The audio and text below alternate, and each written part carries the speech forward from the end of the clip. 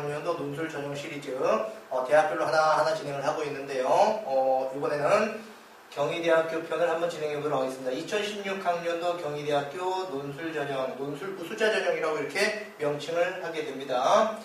모집 인원 한번 볼까요? 서울 캠퍼스와 국제 캠퍼스 모두 합쳐서 135명이니까 전체적으로 한 1000명 가까운 인원이죠. 상당히 대규모의 인원이다 이렇게 볼 수 있습니다. 논술 전형 방법을 보면 논술이 70%, 학생부 30%, 전형 총점이 1000점 만점인데 70%니까 논술이 700점 만점이고 학생부가 300점 만점이죠. 다른 대학에 비해서 논술의 비중이 상당히 높은 편입니다. 논술 잘 봐야 됩니다. 경희대학교는. 둘 사이의 관계를 한번 살펴볼게요. 논술과 학생부 사이의 관계에 있어서 논술이 700점이라고 좀 되겠죠. 학생부는 300점 만점이라고 얘기했습니다. 이 중에 교과가 210점, 비교과가 90점.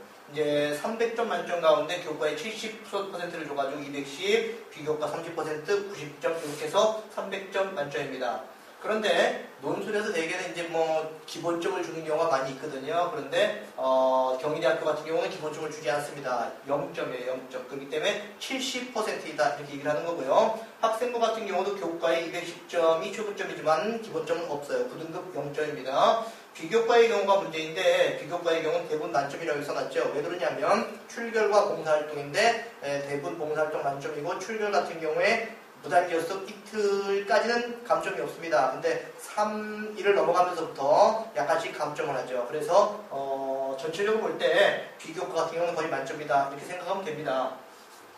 한번 하나하나 볼까요? 학생들이 내신 때문에 그렇게 걱정을 많이 하니까 300점 만점 이제 내신 30%에 300점 만점 점수일 경우에 출결을 만점으로 봐가지고 300점 만점에서 9등급은 이제 90점이라고 했는데 왜 9등급이 90점이냐면 비교과 30%에 해당하는 이 90점을 전체적으로 만점 받는다는 전제하에서 하는 겁니다. 아까도 말씀드린 것처럼 무단결석 이틀까지는 만점이고요. 결석을 3일 넘어가면서부터 하루에 5점씩 감점을 합니다.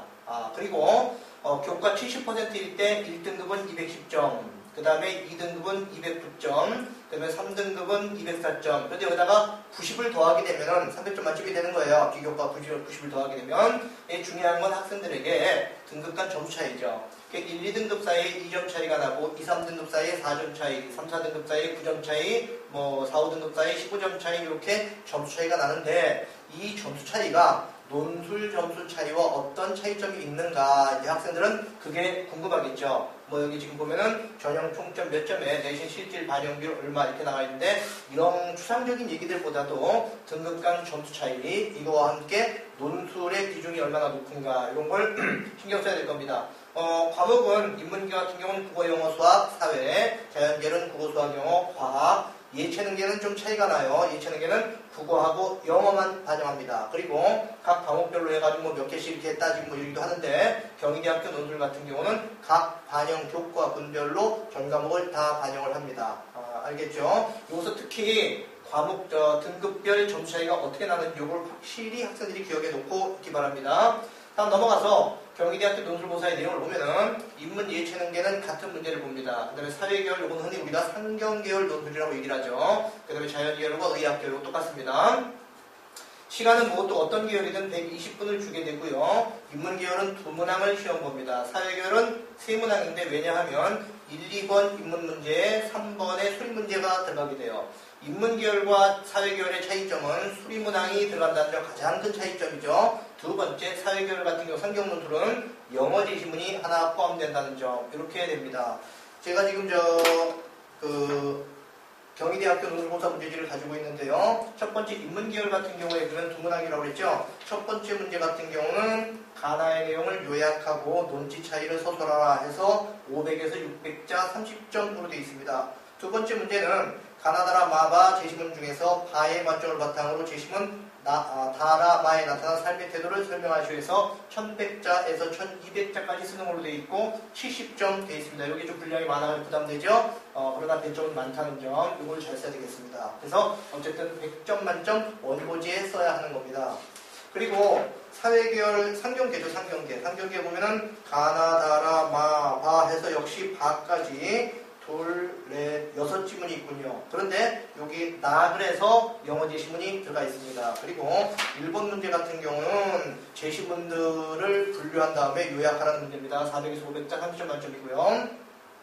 그 다음에 2번 문제 같은 경우는 바가 말하고자 하는 바를 서술하고 이를 근거로 다라마의 논지를 평가하라 이렇게 되어 있습니다. 600에서 700자 역시 40점. 마지막으로 이제 3번 문제가 이제 그 수리 문제인데요. 휴대폰 제조업체를 바탕으로 해가지고 이 회사의 성공 수익이 얼마이고 실패 수익이 얼마냐 뭐 이런 것들 하면서 어떻게 이 회사가 장사를 하는 게 가장 좋겠느냐라는 재미있는 문제입니다. 이 문제는 30점 만점으로 3점으로 되어 있는데 30, 40, 30 이 세 개 중에서 가장 배점이 높은 건 아니죠 물론. 그렇죠? 그렇지만 이 수리 문제를 학생들이 상당히 부담스러워하고 여기서 정답이 많이 갈리기 때문에 어쨌든 당락이 여기서 많이 좌우된다는 점 이렇게 알고 있으면 됩니다. 그리고 1번, 2번 같은 경우는 원고지에 쓰게 되고요. 3번 문제 같은 경우는 자유롭게 노트 형식에다 쓰면 되는데 700자 이내로 되어 있기 때문에 답안지 양식에 700자 부분에 이렇게 표시가 되어 있는 경우가 흔히 있습니다. 그래서 그거 점검하면서 쓰면 돼요. 수식과 함께 답도 함께 써야 되겠죠. 그 다음에 이제 자연계 문제인데, 자연계 같은 경우는, 이제 인문 문제가 있게 되고요. 자연계 문제 같은 경우는, 수리 네문항에다가 과학 네문항이 출제가 됩니다. 그래서 수학은 필수로 가야 되고요. 과학 같은 경우는 물화생 중에서 한 과목을 선택하도록 되어 있습니다. 그래서, 그 뒤에 내용을 보다 보면은 아마도 이제, 수학 문항이 있게 될 텐데, 복잡하니까 그냥 이걸로만 설명할게요. 수학 네문항은 전부 60점 만점이고요. 과학 네문항은 전부 40점 만점입니다. 따라서 수학 쪽의 비중이 더 높은 편이죠. 그렇죠? 그렇게 알고 있으면 되고요. 의학 계열도 역시 수리, 과학 이렇게 봐야 한다는 점. 그리고 과학 같은 경우는 물리, 화학, 생물 중에 택 1 하도록 되어 있기 때문에 하나만 하면 됩니다. 물리, 화학, 생물 다 풀 필요가 없다는 점 학생들이 알아두면 돼요.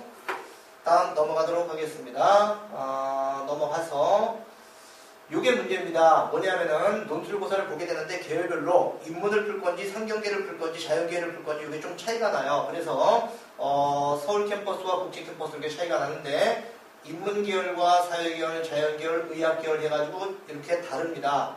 여기서 인문 예체능 계열 문제를 푸는 경우에 문과대학은 당연히 인문계열인데 생활과학대학도 인문계 문제를 풀어야 한다는 점. 하지만 식품영양학과는 제외되어 있습니다. 식품영양학과는 자연계 문제를 풀어야 되는 거죠. 그렇죠?